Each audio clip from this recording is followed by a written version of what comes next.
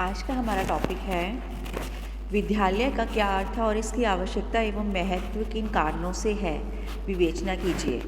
यह विद्यालय के अर्थ को स्पष्ट करते हुए इसकी आवश्यकता एवं महत्व पर प्रकाश डालिए। ठीक है, सबसे पहले तो देखते हैं हम विद्यालय क्या है।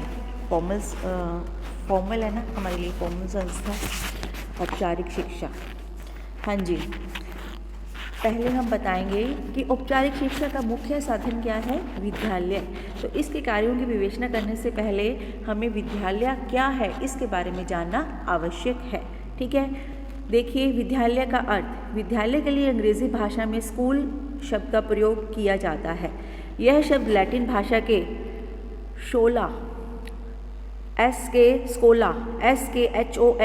स्कोला शब्द से बना है, जिसका अर्थ है अवकाश या खाली समय। ठीक है, तो पहले एथेंस के युवक अपना खाली समय खेल कूद, व्यायाम, वाद विवाद करने में बिताया करते थे। ठीक है, लेकिन बाद में क्या हो गया कि यह समय अवकाशालय में बिताया जाने लगा। ठीक है, तो बाद में ये स्थान ज्ञान विज्ञान के केंद्र बन गए, क्योंकि यहाँ आकर युवक ज्ञान प्राप्त किया करते थे, इसलिए इन्हें विद्यालय या स्कूल कहा जाने लगा। ठीक है, तो विद्यालय शब्द का अर्थ है वही स्थान है जहाँ ज्ञान प्राप्त किया जाता है। ठीक है, उसके बाद अकॉर्डिंग टू लीच, वाद विवाद या वार्ता के वे स्थान जहाँ एथेंस के युवक अपने अवकाश के समय को खेलकूद, व्यवसाय और युद्ध के प्रशिक्षण में व्यतीत करते थे और धीरे धीरे दर्शन तथा उच्च कला के स्कूलों में बदल गए वो। ठीक है, तो इसके अकॉर्डिंग इस प्रकार एकेडमी के सुंदर उद्यानों में क्या हुआ, व्यतीत किए जाने वाले अवकाश के माध्यम से स्कूल का विकास हुआ। ठीक है, आप डेफिनेशन किसी भी राइटर्स के अकॉर्डिंग ले सकते हैं। उसके बाद है हमारा विद्यालय की आवश्यकता और महत्व। ठीक है, क्यों हुई हमें आवश्यकता और महत्व इसकी, क्योंकि आज की स्थिति यह है कि विद्यालय एवं शिक्षा एक दूसरे के पर्याय बन गए हैं। तो स्कूली शिक्षा के बिना बच्चे की शिक्षा अधूरी समझी जाती है। तो इसलिए हमें आवश्यकता व महत्व इसकी निम्न कारणों से पड़ी। सबसे पहले नंबर 1, संस्कृति की सुरक्षा व विकास के लिए प्रत्येक समाज की अपनी संस्कृति होती है, जिसे वह जीवित बनाए रखना चाहता है और सुरक्षित भी रखना चाहता है, ताकि अगली पीढ़ी को वो एज इट इज़ पीढ़ी को सौंप दे। ठीक है, यही नहीं, वह उसमें कुछ नया जोड़कर उसका विकास भी करना चाहता है। तो इसी उद्देश्य से भी विद्यालय खोलता है। इस प्रकार विद्यालय समाज की संस्कृति की सुरक्षा तथा विकास के लिए आवश्यक है। सेकंड है ज्ञान को व्यवस्थित रूप प्रदान करने के लिए। देखिए, ज्ञान का क्षेत्र क्या होता है, अत्यंत विस्तृत, ब्रॉड होता है। तो विद्यालय उस असीमित ज्ञान में से हमारे लिए उपयोगी अंश छांटकर उसे व्यवस्थित रूप में हमें प्रदान करता है। और यदि विद्यालय न हो तो हमारे लिए समझ पाना मुश्किल होगा कि हम किस ज्ञान को कैसे प्राप्त करें। ठीक है, तो विद्यालय हमारे लिए ज्ञान प्राप्त करने की महत्वपूर्ण संस्था है। नेक्स्ट है आपका व्यक्तित्व का सर्वांगीण विकास करने के लिए। देखिए, किसी भी राष्ट्र की प्रगति उसके नागरिकों पर निर्भर करती है। तो इसलिए प्रत्येक राष्ट्र अपने नागरिकों के व्यक्तित्व के लिए क्या है, विभिन्न पक्षों के विकास के लिए प्रयत्नशील रहता है। तो यह कार्य भी विद्यालय के माध्यम से किया जाता है। ठीक है, नेक्स्ट है राजनीतिक आदर्शों की प्राप्ति के लिए। देखिए, प्रत्येक राजनीतिक व्यवस्था की सफलता अच्छे नागरिक पर निर्भर करती है, और अच्छे नागरिक की परिभाषा हर समाज में क्या होती है, अलग अलग होती है। तो प्रजातंत्र में अच्छे नागरिक वे हैं जो अपने अधिकारों व कर्तव्यों के प्रति सचेत हों, जिसमें स्वतंत्र रूप से सोचने तथा निर्णय लेने की योग्यता हो। ठीक है, तो इसलिए प्रत्येक व्यवस्था विद्यालय खोलती है और वहाँ बच्चों को प्रशिक्षण देकर इस प्रकार तैयार करती है कि वे राजनीतिक आदर्शों की प्राप्ति में सहायक सिद्ध हो सकें। ठीक है, तो इस प्रकार ये भी हमारे लिए महत्वपूर्ण है। नेक्स्ट है विशेष शैक्षिक वातावरण प्रदान करने के लिए एक अच्छा एटमॉस्फेयर। ठीक है, बच्चे को शिक्षित करने में उसके वातावरण का विशेष महत्व है। तो उपयुक्त शैक्षिक वातावरण के अभाव में बच्चे के व्यक्तित्व का सही विकास हो ही नहीं सकता। तो इसलिए विद्यालय का महत्व इस दृष्टि से भी बच्चे की शैक्षणिक वातावरण उपलब्ध करवाते हैं, जिससे बच्चे की योग्यताओं व क्षमताओं का समुचित विकास हो सके। ठीक है। नेक्स्ट पॉइंट है सामाजिक समस्याओं के समाधान के लिए। तो इसमें हम कहेंगे कि प्रत्येक समाज की क्या होती हैं, कुछ समस्याएं होती हैं जिनका समाधान वह बिना किसी प्रगति के नहीं कर सकता। तो इनका हल करने का प्रभावी साधन है शिक्षा और शिक्षा देने वाली औपचारिक संस्था। वो क्या है? विद्यालय। देखिए, इन्होंने उदाहरण के तौर पे हम बता सकते हैं कि भारत में बाल विवाह, सती प्रथा, दहेज प्रथा जैसी बुराइयां प्रचलित हैं। आज भी हम रूढ़ियों व अंधविश्वासों के बंधन में जकड़े हुए हैं। इन सब से मुक्ति पाए बिना विकास की बात सोचना भी बेकार है। ठीक है। तो विद्यालय शिक्षा के माध्यम से बच्चों को इन बुराइयों के बुरे परिणामों से परिचित कराते हैं और उन्हें उन बुराइयों को छोड़ने के लिए प्रेरित करते हैं। तो इसमें सबसे बड़ा रोल किसका होता है? विद्यालय का, क्योंकि वहाँ पर आपको पता है सभी धर्मों के, सभी समुदायों के किसी बच्चे के साथ कोई भेदभाव नहीं किया जाता। नेक्स्ट है सामाजिक प्रगति के लिए। देखिए, किसी भी समाज की प्रगति इस बात पर निर्भर करती है कि उसके पास विभिन्न क्षेत्रों में कितने कार्य कुशल व्यक्ति उपलब्ध हैं। तो इन कार्य कुशल व्यक्तियों को तैयार करने का कार्य विद्यालय ही करते हैं। वे ही शिक्षा देकर योग्य डॉक्टर, इंजीनियर, वैज्ञानिक, वकील, प्रशासक तैयार करते हैं जो राष्ट्र को प्रगति की दिशा में ले जाने में मदद करते हैं। ठीक है। नेक्स्ट है आपका सामाजिक परिवर्तनों के लिए। देखिए, परिवर्तन विकास के लिए क्या है? आवश्यक है। ठीक है। क्योंकि कहा भी गया है कि जो अपने वर्तमान व अतीत से ही चिपके रहना चाहते हैं वे अपना भविष्य खो देते हैं। ठीक है। इसलिए सामाजिक परिवर्तन का सर्वश्रेष्ठ साधन क्या है? शिक्षा। तो शिक्षा लोगों को परिवर्तन करने के लिए तैयार करती है, उन्हें ज्ञान विज्ञान के क्षेत्र में हो रही नवीनतम उपलब्धियों से परिचित करवाती है, उनमें बसी अलगाववादी प्रवृत्तियों को दूर करती है, जिससे समाज में परिवर्तनों की संभावना बढ़ जाती है। तो विद्यालय में दी जा रही औपचारिक शिक्षा ही ये सब कार्य करती है। नेक्स्ट है सामाजिक जीवन के तैयारी के लिए। देखिए, विद्यालय क्या है? विद्यालय को एक छोटा समाज या उप सामाजिक व्यवस्था भी कहा जाता है। सब सोशल सिस्टम या ए मिनिएचर कम्युनिटी सिस्टम। ठीक है। क्योंकि विद्यालय बच्चों के समक्ष सामाजिक जीवन का एक आदर्श प्रस्तुत करते हैं। ठीक है। तो बच्चे को बड़े होकर अपना सारा जीवन समाज में ही बिताना होता है, अतः उसे यह पता नहीं होता कि समाज उससे क्या क्या अपेक्षाएं करता है, क्या क्या अपेक्षाएं रखता है तथा समूह में रहने के लिए उसमें क्या क्या विशेषताएं होनी चाहिए। तो व्यक्ति को जीवन में अनुकूल व प्रतिकूल दोनों तरह की परिस्थितियों का सामना करना पड़ सकता है। तो बच्चे को सामाजिक जीवन के लिए तैयार करने के लिए विद्यालय की आवश्यकता होती है। नेक्स्ट है आपका विद्यालय औपचारिक शिक्षा के सर्वोत्तम साधन। देखिए, आज के युग में औपचारिक शिक्षा का महत्व सर्वाधिक है। यह ठीक है कि परिवार, राज्य तथा समाज आदि बच्चे की शिक्षा में महत्वपूर्ण भूमिका निभाते हैं। ठीक है। पर इनके शैक्षिक कार्य इतने महत्वपूर्ण नहीं होते। जहाँ तक शिक्षा देने की जिम्मेवारी का संबंध है, यह तो विद्यालय को ही सौंपी गई है। तो अन्य साधनों का सहयोग इसे अपनी इस जिम्मेदारी को अच्छी प्रकार से निभाने में मदद कर सकता है। आज नौकरी के लिए डिग्री की आवश्यकता है और यह डिग्री उसे स्कूल से ही या कॉलेज से ही मिल सकती है। अतः बच्चे को औपचारिक शिक्षा देने के लिए विद्यालय आवश्यक है।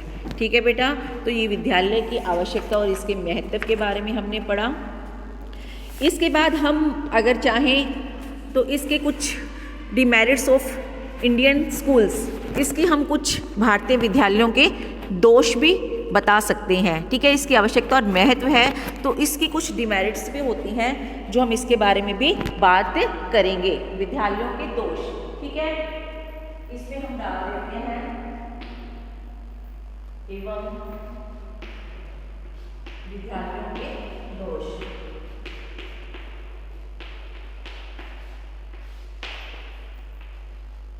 इसी में ऐड कर दिया हमने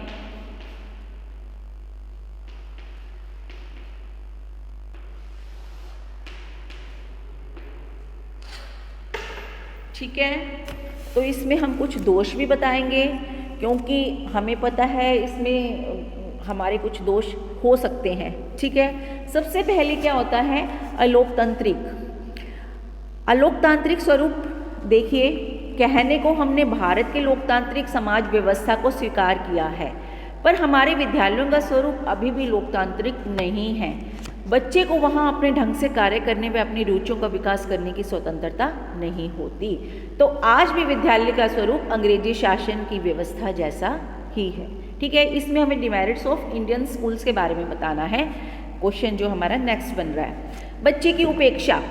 आज मनोवैज्ञानिक शिक्षा का केंद्र बिंदु बच्चे को मानने पर बल देते हैं, परंतु भारतीय विद्यालय बच्चे की अपेक्षा विषय वस्तु को अधिक महत्व देते हैं। ठीक है, तो अध्यापक बच्चे की रुचि, अरुचि, मानसिक स्तर, उनकी क्षमताओं पर कोई ध्यान नहीं देते। उनका मुख्य उद्देश्य तो बच्चे को निश्चित अवधि में निर्धारित पाठ्यक्रम सिखाना होता है। तो विभिन्न विषयों के अध्यापक अपने अपने विषय में संबंधित ज्ञान को बच्चे के मस्तिष्क में जबरदस्ती ठुसाने का प्रयास कराते हैं। तो ये भी जानने का प्रयास नहीं करते कि बच्चे ने उसे समझा है या नहीं। नेक्स्ट है सैद्धांतिक एवं कठोर पाठ्यक्रम। विद्यालयों का जो पाठ्यक्रम है वो पुस्तकीय होता है, उसमें विभिन्न विषयों को सिद्धांतिक जानकारी देने पर बल दिया जाता है, तो व्यवहारिक प्रशिक्षण पर कोई ध्यान नहीं दिया जाता। तो पाठ्यक्रम का स्वरूप कठोर होता है, उसमें जल्दी से परिवर्तन नहीं किया जाता, जबकि बदलती सामाजिक परिस्थितियों के अनुसार उसमें जल्दी परिवर्तन किया जाना चाहिए। ठीक है, नेक्स्ट है अमनोवैज्ञानिक शिक्षण विधियाँ, जो टीचिंग मेथड हैं वो भी सही नहीं है।